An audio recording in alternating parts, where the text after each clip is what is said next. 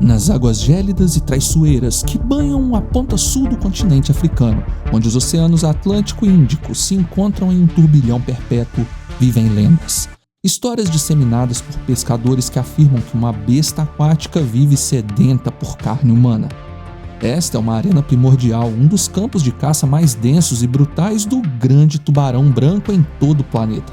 É aqui, no chamado Anel da Morte, que os tubarões brancos são famosos por seus ataques espetaculares, lançando-se para fora d'água em uma demonstração de pura potência. Mas entre as histórias de predadores reais e documentados, uma lenda se agiganta, uma sombra que assombra essas águas há quase meio século. Um monstro de proporções míticas. Dizem que ele tem 12 metros de comprimento, o dobro do tamanho de um tubarão branco médio. Seu peso ultrapassa 2 toneladas. Ao longo de 45 anos, seu nome foi associado a 27 desaparecimentos humanos.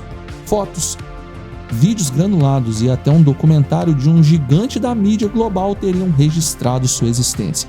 Ele se esconde nas profundezas insondáveis, ou, como a lenda insiste, ele simplesmente permanece imóvel, na vertical, como uma torre fantasma sob as ondas, esperando. Porém, por trás de toda a grande história, existe uma grande polêmica. E é sobre isso que falaremos hoje. Deixe seu like, se inscreva e vamos nessa. Olá, estou passando por aqui para dar um aviso rápido sobre o curso começar no YouTube. Eu estou regravando e ampliando todo o material para uma versão 2.0 que vai ser muito mais completa, inclusive abordando os temas dessa mudança que a plataforma passou recentemente. Por isso, nesse domingo eu estarei encerrando definitivamente as vagas para essa turma atual. Quando o curso reabrir, o valor do investimento vai ser outro e o narrador virtual não estará incluso. Por isso você quer aproveitar a chance de ter o acesso antigo com o menor preço da história, essa é a hora final. O link para essa turma que está se encerrando está no comentário fixado.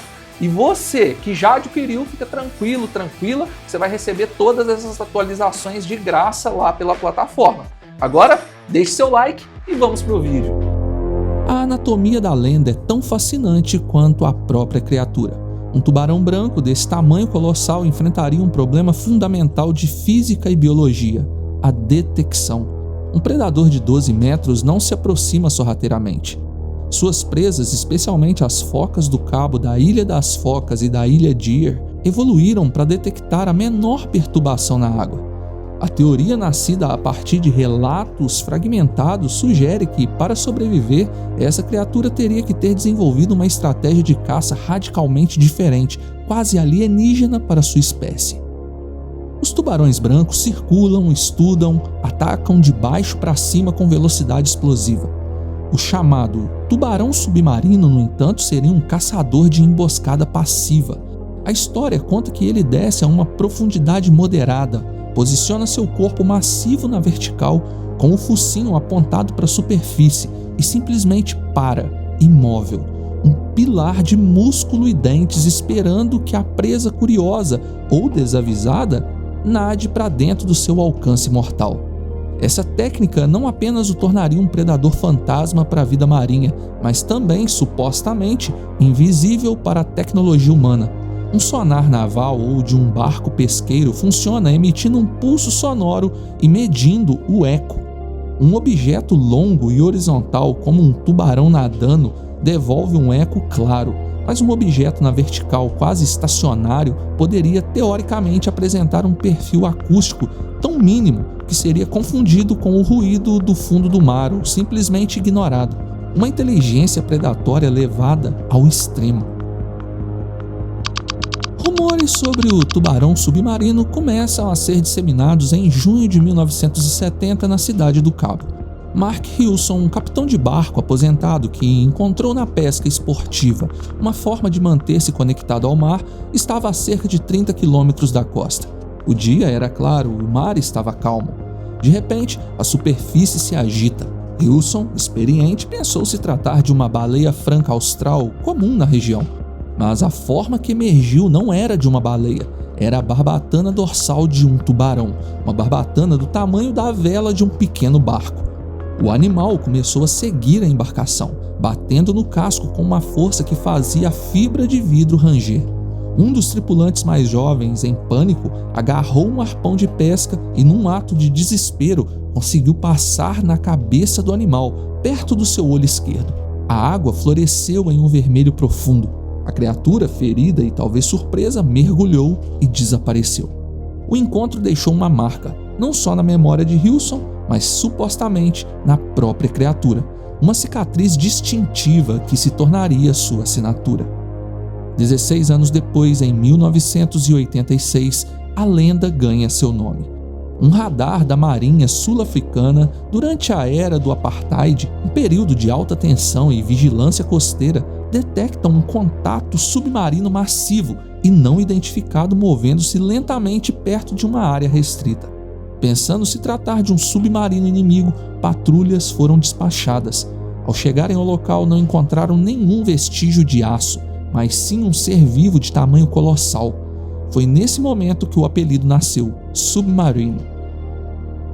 Uma foto teria sido tirada, granulada e de baixa resolução, mostrando uma barbatana dorsal que, ao se comparada com a escala de um navio de patrulha, sugeria um comprimento corporal que desafiava a compreensão.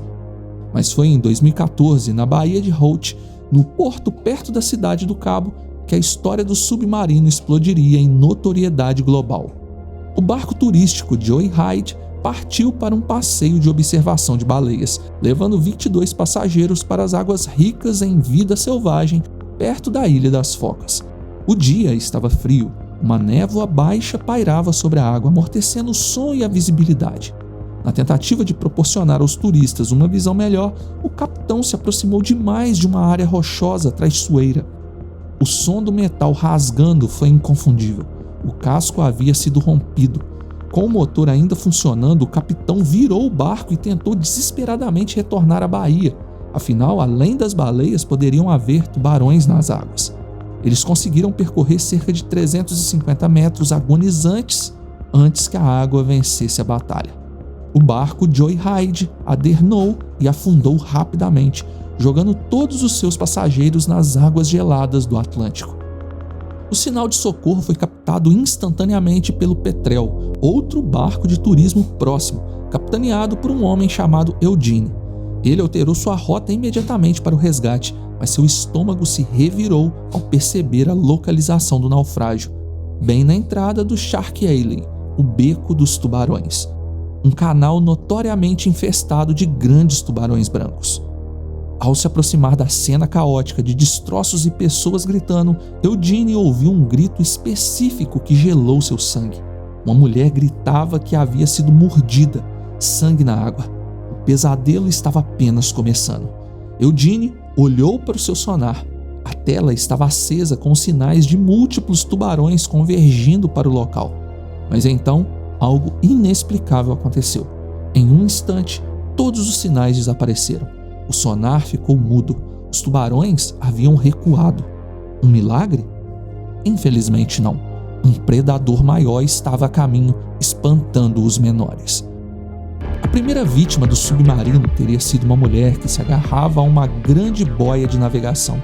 Testemunhas contaram que ela e a boia inteira foram arrancadas para baixo com uma força violenta e repentina, desaparecendo nas profundezas. Minutos depois, outra vítima foi levada. O Petrel conseguiu resgatar a maioria dos sobreviventes, mas na contagem final, 3 pessoas ainda estavam desaparecidas. Ninguém as viu sendo atacadas. Uma verificação do sonar revelou o impossível. 3 sinais de vida presos em uma bolsa de ar na cabine do barco naufragado, a uma profundidade considerável, e circulando o naufrágio, um único sinal massivo. O submarino estava guardando sua dispensa. As autoridades foram chamadas. O líder da equipe de resgate, um mergulhador experiente chamado Sammy Lawson, elaborou um plano audacioso. Ele seria baixado em uma gaiola de mergulho mais perto possível do naufrágio. Nadaria até a cabine, forneceria equipamento de respiração de emergência aos sobreviventes presos e os guiaria de volta à segurança da gaiola. Um plano simples, exceto pela presença de um leviatã de 12 metros na escuridão. Já era noite. Sam teve uma ideia desesperada, mas brilhante. Ele se lembrou que um flash de luz repentino e difuso poderia desorientar um tubarão por preciosos segundos. Ele levou consigo uma potente lanterna subaquática e, amarrados ao seu equipamento, vários sacos plásticos cheios de leite que ajudariam a dissipar a luz na água enquanto ele seria guiado pelo cabo. Na descida, ele viu a silhueta imóvel do submarino observando-o. Ele chegou à cabine, acompanhou os sobreviventes aterrorizados e iniciou a perigosa jornada de volta. O tubarão atacou. No momento em que a enorme mandíbula se aproximava, Sammy rasgou os sacos de leite, criando uma nuvem branca e opaca na água, e acionou sua lanterna no meio da névoa leitosa. A luz se difundiu, criando um flash ofuscante que cegou temporariamente o monstro. Foram os segundos que eles precisaram para alcançar a gaiola e serem içados para a superfície e para a vida. Esta história incrível, com um monstro, vítimas e um herói, era boa demais para não ser contada. E foi, em 2014, o Discovery Channel, como parte de sua famosa Shark Week, exibiu um documentário especial, Megalodon: The Monster Shark Lives. O programa, que também foi ao ar no Animal Planet, apresentou ao mundo a lenda do submarino em detalhes gráficos e aterrorizantes, usando as entrevistas de supostas testemunhas e especialistas, incluindo o heróico mergulhador Sammy Lawson. O programa foi um sucesso estrondoso de audiência, um dos mais assistidos da história do canal. Porém, a maré logo começou a virar. Enquanto a audiência estava em êxtase, a comunidade científica estava horrorizada. Espectadores atentos e biólogos marinhos começaram a apontar inconsistências gigantes. A primeira pista estava escondida no próprio programa. Um rápido e discreto aviso no início e no fim, afirmando que a existência do tubarão era, abre aspas, controversa, que o programa continha cenas dramatizadas, fecha aspas. Mas a verdade era muito mais chocante. O documentário não era dramatizado, ele era inteiramente forjado. Uma investigação de jornalistas e cientistas desmascarou a farsa por completo. Os especialistas e testemunhas apresentados eram, na verdade, atores contratados. O biólogo marinho Colin Drake era, na vida real, um ator sul-africano chamado Darren Meyer. O heróico mergulhador Sammy Lawson nunca existiu. Sobre um barco chamado Joyride, que tenha afundado na Baía de Holt em 2014 ou em qualquer outra data com vítimas fatais devoradas por um monstro aquático, nenhuma prova na imprensa local. O Discovery Channel nunca se pronunciou oficialmente de forma clara sobre as acusações de falsificação, mas o que todos concordam é que a obra sobre o tubarão submarino é o documentário mais assustador sobre monstros marinhos, mesmo que ele tenha sido apenas ficção. Vale muito a pena assistir.